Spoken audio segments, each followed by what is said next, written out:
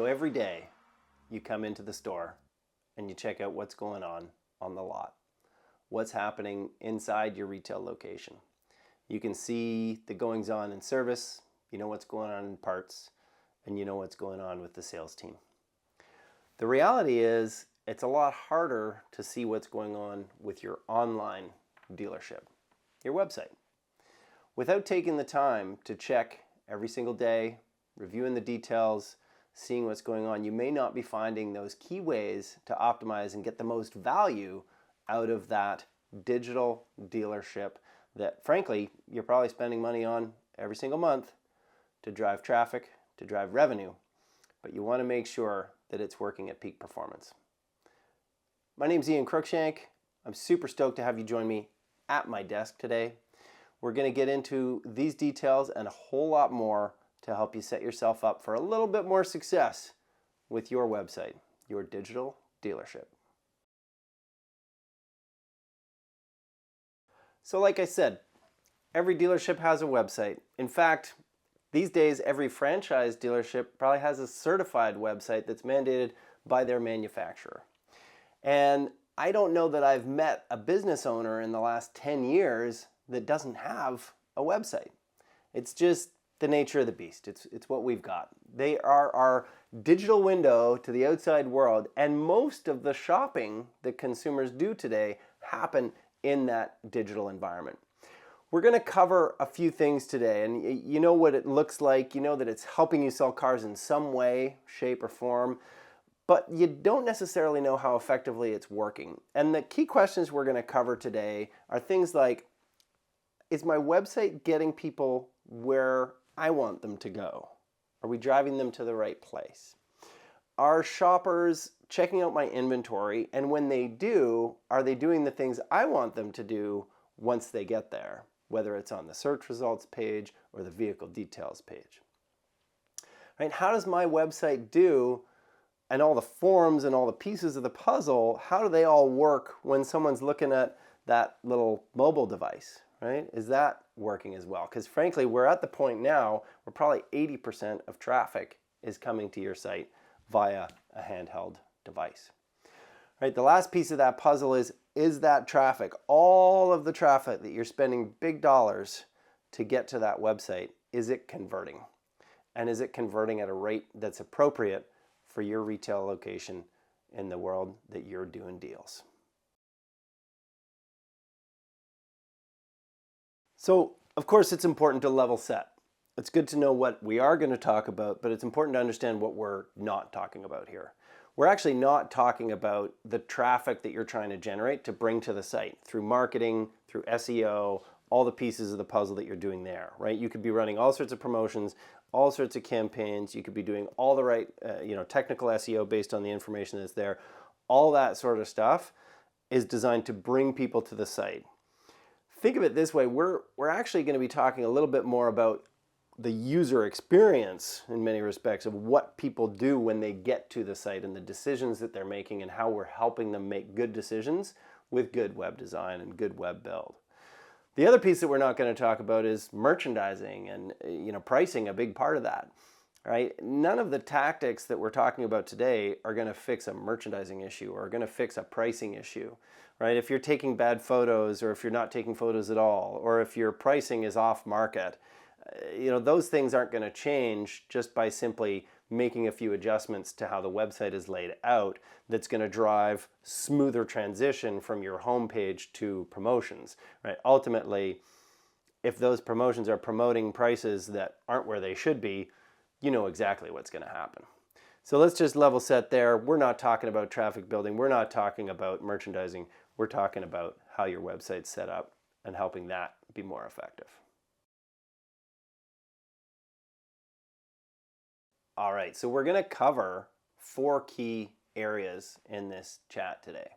We're going to get into the ability of a website to convert from the home page to key areas on the site that you want to get people to go. So think of it as converting promotions. You want to also understand more about how to get value out of people that are on a search results page, or sometimes people call it a search listings page, and how we're getting them to the vehicle detail page, and then, of course, converting from the vehicle detail page.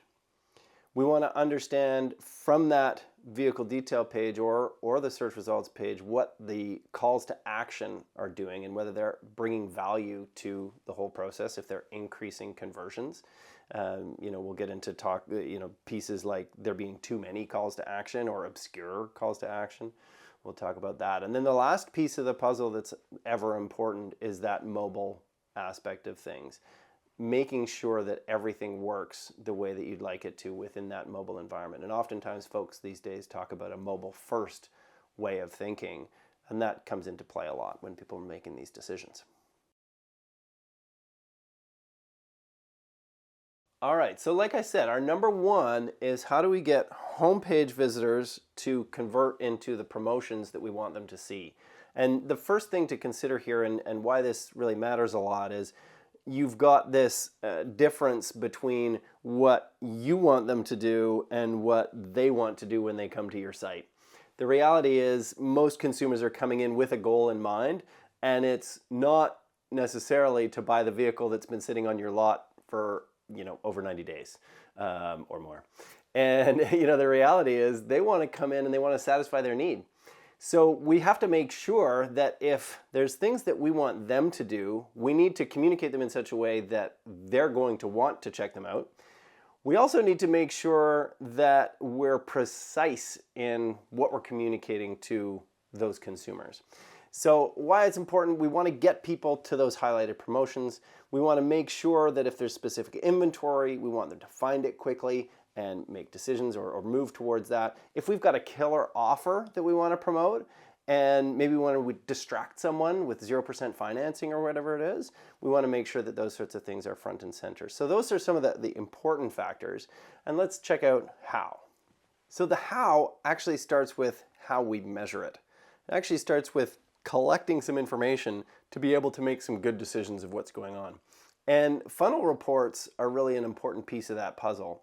And if you go into Google Analytics on your machine, you can find pretty quickly the path that consumers are taking, the funnel that they're flowing through as they're making decisions on your site. So by taking the time to look through those, figure out what are the pages that you want to see more activity on, you can start to understand where you're losing people, where they're going off in different directions that you didn't anticipate. That all comes from that funnel report, right? You're going to see them going off in directions that are just relative to contact us or relative to checking out inventory. Ultimately, you want to see, okay, if you make changes to how you're showing your promotions, are you increasing the amount of people that go from the homepage to the promotions that you've got in mind? And we'll take you through a few ways to help you do that. All right, so if you've set up funnel reports before, or you're thinking back to having looked at traffic and seen, no one looked at that promo page. We had this really great thing and no one visited, or like 4 people checked it out. Or maybe you have like the manager's special offers on those 6 pieces of inventory that you really want to get out of the building. But when you look back at your site, you may also notice that when you look at the banners on that homepage, right at the top, and sometimes they're indicated by little bubbles at the bottom, and you can click through and you can see all the different ones. I've been on retail websites with as many as 17 sliders, 17 banners trying to get attention. Best believe no one ever got to number 17. Frankly, people don't get to number 7, let alone number 4 or 5, right? First things first, let's not put up a whole slideshow there. Let's reduce the number of things that we communicate. Oftentimes we recommend having a hero shot there and actually putting the offers a little lower down and having maybe 3 or 4, right? In a nice, concise environment where people can actually check them out once they realize that that's part of what they want to see on your site. So reduce the massive amounts of sliders in there, right?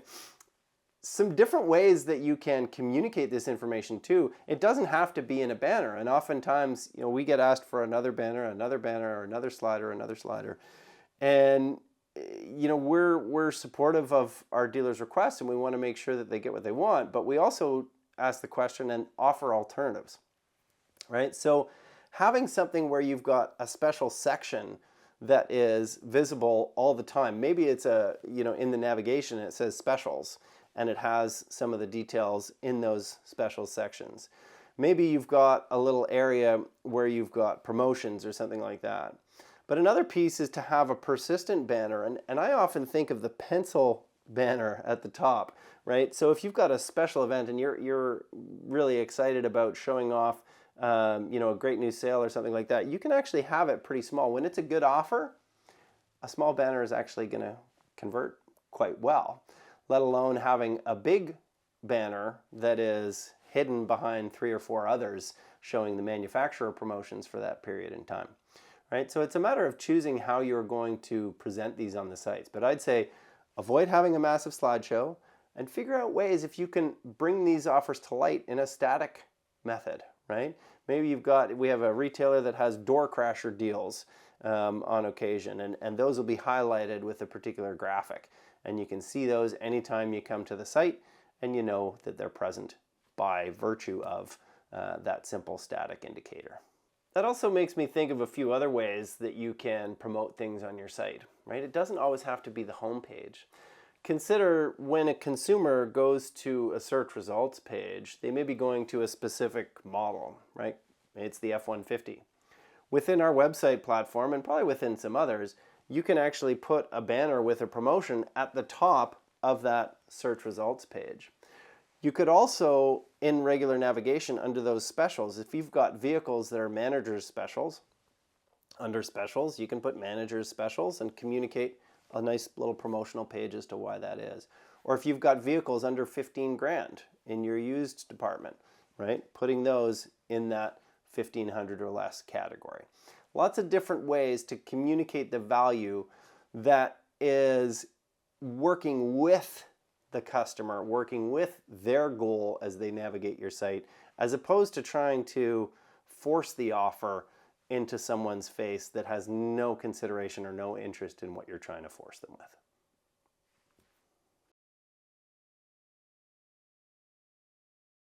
All right, so VDPs, the vehicle detail pages, or the search results pages, you're going to have calls to action on those. And ideally, you want people to take action on those calls to action. You want people to interact and click on those buttons. And of course, you want them to do the next parts as well, and we'll get to that. But you want to make sure that they're actually clicking. If you're going to generate any kind of lead whatsoever, they need to take that action. That's why this part is so important. So of course, we want to figure out how we're doing today so that when we make changes, we understand that we're doing better the next day, right? So we want to talk about how to measure it. So pretty straightforward. This is just a matter of how many people are coming through and how many clicks there are. So we simply take the number of clicks and divide that through the number of people that are coming through and looking at that page, the number of views on that particular page. And you can do that collectively with all of your vehicle detail pages or collectively with all of your search results pages and assess the two separately. I don't recommend you assess all of it together, right? Vehicle detail pages have very different actions that typically happen versus search results pages. So you don't want to mix up all that data and try to improve it in aggregate. You want to consider your SRP, your search results page performance and the actions that happen there, and actually measure the vehicle detail page traffic and identify the trends and measure from there. So get those measurements and then let's figure out how to improve it. All right, so how do we improve it? Once we've got that benchmark clear, once we've got a good understanding of what our rate of conversion is for people actually seeing the SRP or VDP and clicking on it, right? On the SRP, there's not a huge amount that you're going to change. Typically, each vehicle card maybe has something where you can see the vehicle or submit a lead, right? If it's got much more than that, please stop, right? Just see details or submit a lead, get the best price or some sort of simple statement. If there's more than 2 buttons on a vehicle card, there's a problem. I'll just leave it at that. Okay, so going beyond that into the realm of the vehicle detail page, we've all spent time on vehicle detail pages where we see a a massive amount of options for our customer. That's the first thing to change. The ideal, in fact, all of the stats historically have pointed to the fact that if you just simply have one call to action, you'll actually get more interaction. So it's one call to action that is communicating, something very straightforward of contact us or get more information. Whatever it is, when there's one, if someone is interested in that vehicle, whether they've got a trade, whether they want financing, whether they whatever, they're going to click on that to get to the next step, right? That said, there's many environments where folks want to have additional calls to action, and I can appreciate that. I think it becomes quite important to do your best to limit those, right? If you're thinking you want a couple extra, you want a trade-in one, or you want a price calculator one, okay, well enough. But it's probably a real great idea to have a couple buttons, and then the one that you believe is the most important, have that be a different color, right? Have that be different from the look of the other two buttons, 2 or 3 if you're really pushing it. How do you differentiate? How do you decide what colors, right? Sometimes you're constrained by the brand, right? With Honda retailers, constrained, they have to be red, white letters, right? So you can't really differentiate. But there's this thing called the color wheel, right? That makes it actually really easy to decide what the colors should be, and that's a function of contrasting colors. On the color wheel, you can choose colors opposite one another, and those are colors that'll contrast. So if it may be a couple blue buttons and an orange button, the orange button will stand out significantly more. So take the time to figure out what's going to make it stand out more, and then observe what that change does to the results that we talked about moments ago. Another piece that can be really valuable, of course, is as consumers are going up and down the site, they're going to start, hopefully the button will be above the fold when they start, but they're likely going to scroll down, see more information, look at the vehicle description, look at some specs, and that button might have gone away.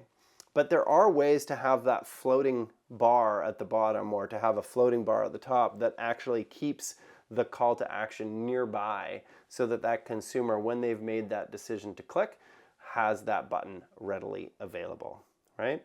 So reducing volume, making things visibly appealing or visually appealing, and communicating based on colors what is the most important button for them to click, right? Communicating to that simple human being that's just trying to figure out what to do next, telling them what to do next.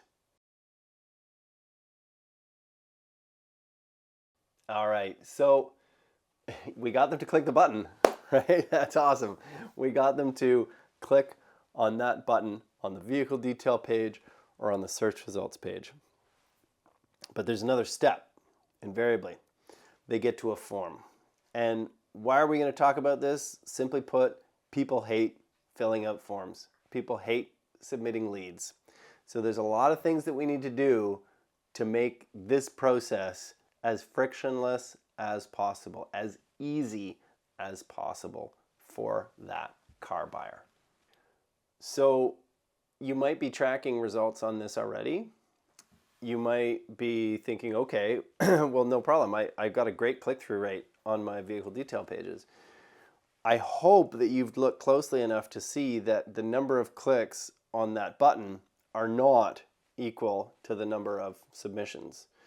Right? People see that form, and especially if that form is arduous or even more than 4 or 5 fields, right? People are going to shy away from completing that form, especially if you're trying to get them to give you a whole bunch more information. We'll get to that. But all you need to do is check out submissions and divide that by the number of clicks that you got to start with that base rate of how that CTA is converting beyond the click. All right, so let's talk about that form. Let's talk about the fields that are involved, the things that you're going to refine within that environment. First things first, let's talk about name. First and last name. Do you really need first and last name separated, or could you just have both on the same line? Is this going into your CRM and you want it to be consistent within your CRM, so you really want first and last? Okay, maybe that's important, right? But make that decision, make that distinction, because you could just have name. All we want is a name. We want to know what to call this person when we call them, right? The next is email or phone. And oftentimes, those are both required fields. You want to contact that person in the way that they want to be contacted, right? So if you're putting in email and phone, I would suggest that you don't need to make them required fields. I'd also suggest that when you're putting in phone number, you might want to have a little button below that says call or text. Maybe they just want to hear from you via text message. Maybe they don't want to be called, right?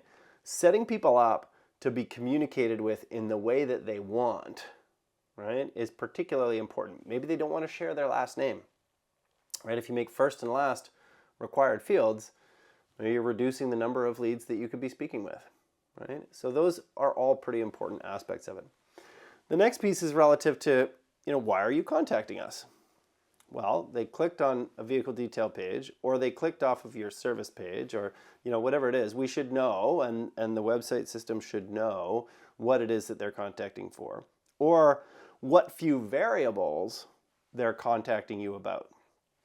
So it's real easy to have a simple pick list where we say, okay, you click on the little drop-down menu to ask if this vehicle is available, or to ask what the best available price is, or to ask for more details. Maybe even to get a walk-around video if that's something that you're doing at your retail location, right? So just giving them a little bit more to be able to see what's going on. Now, if we're talking about some other things that we're putting in place relative to calls to action, this could be trade-in, this could be an appointment booking, that kind of stuff. Let's move people to the next step. There's a lot of trade-in tools, and there's some varying thoughts on trade-in tools, and frankly, in this day and age with the fluctuations of used vehicles and that kind of stuff, trade-in tools can be a little bit messy. But if you're using a trade-in tool on your site, making sure to put that ability for that consumer to put in the information and go on to the next step of maybe booking an appointment. If you're going into that appointment booking for a test drive, why not put in a Calendly link or some sort of scheduling link so that that consumer can go in and choose a time that they're going to come in and attend that level. Instead of going back and forth, set yourself up right away for that success of having that calendar booking done. You may even want to set them up with the ability to contact you directly in some sort of live format. There are a ton, of course, of live chat capabilities out there.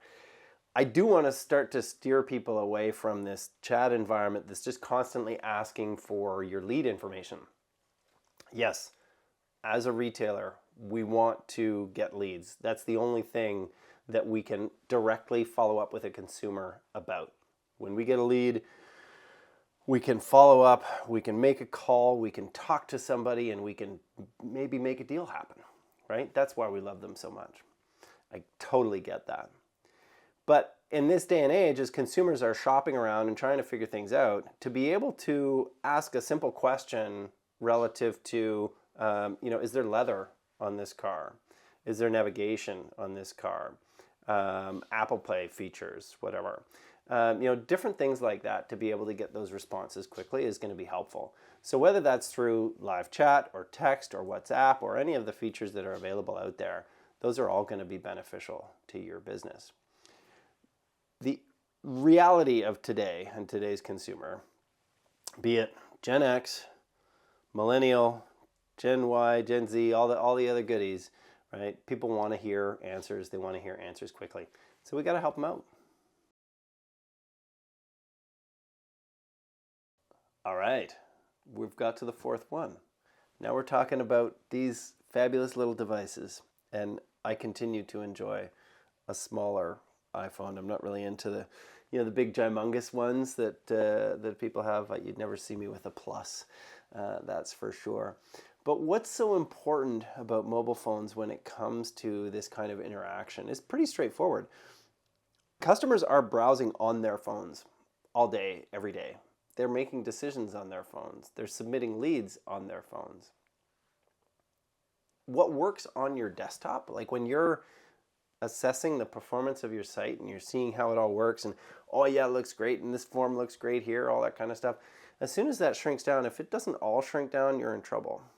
right? And we had recently, and you'll see it every now and then on a dealer website, where everything about the website is great, and the integration, that addition of like a service booking software, or the integration of maybe it's a Equifax check or something. I shouldn't say Equifax because I don't want to call them out as the brand, and that's not really the one that suffered.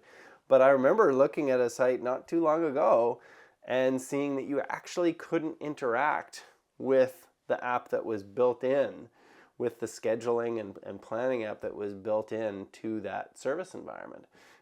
So you can run into real problems. So that's why this is so important. So how are you going to measure the difference between desktop and mobile? Pretty straightforward. Segment desktop and mobile, right? All of the things that we talked about measuring, right? So that interaction and whether someone is converting on that call to action, or whether someone's completing and submitting the form and getting to that thank you page after they've submitted the form, right? All of those things are happening, but are they happening the same way on mobile and on desktop? Or are they happening more in one place than they are in the other? And as you're making changes, you want to monitor both spaces as well to see that they're increasing effectively in both places. All right, how to improve the mobile aspect of your site, right? Frankly, it's pretty straightforward. You see mobile interactions all day, every day, because unless you're living under a rock, you're probably also doing most of your navigation on your mobile device. So you want to make sure that buttons and forms are friendly for the consumer to interact with, right? You don't have a tiny little button that you can't actually press when you're on a mobile device, right? So too with forms, you don't have a form that is widthwise that you have to like scroll over sideways to fill out the details on that mobile device. You want things to adjust so that they fit that mobile phone screen. You want things to load quickly, right? You want things to be sure that within your device, when you call up that form, that form renders very quickly on the site and the consumer can move on with that submission without any issues. My biggest recommendation is when you've got your site, when you're working on your site, you want to make sure that when you're checking out how things worked, right, with that update that you requested from your website partner, that you also look at your small screen and see how it worked on that device as well. It's an extra couple seconds to make sure that your mobile device, that again is probably reaching 75-80% of consumers in the market, the mobile version of your website is delivering just as well as your desktop version. It's also important to understand that going from desktop to mobile doesn't always just mean everything runs the same way and it fits all together perfectly. One great example of that is just those banners that we talked about, those myriad of options that you have at the top of the website, those sliders. You don't want to have a slider that's full width on a big screen, use the same image and put that on your mobile device and think it's actually going to work, right? The text is going to be too small, the image is going to be too small, the whole thing. You actually need to have a separate image. Often in our organization, we use a square, and we just redesign that image with bigger font so it works on a mobile device, right? So this whole idea of everything working smoothly from one device to the next, sometimes there's changes that we need to make. Sometimes we need to work with our partners to make sure they're making those changes so that the view on the desktop is strong and the view on the mobile device is strong. All right, there you have it. This is your digital dealership. Your website is your digital dealership. Love it, hate it, whatever. It's just the reality of today's shopper. So we got to make sure that everything works. And if you have a look back at those 4 key areas, you'll be able to tweak things just a nice little bit to make sure that you get more value out of your website next month than you did last month, right? We want to increase those leads. We want to increase conversions. That's the name of the game. More people coming in the door, more cars leaving the lot. So if you found this helpful, feel free to hit the like button. You can subscribe so that you get notified of other videos. And I look forward to seeing you back here at my desk learning a little bit more. So thanks for coming by.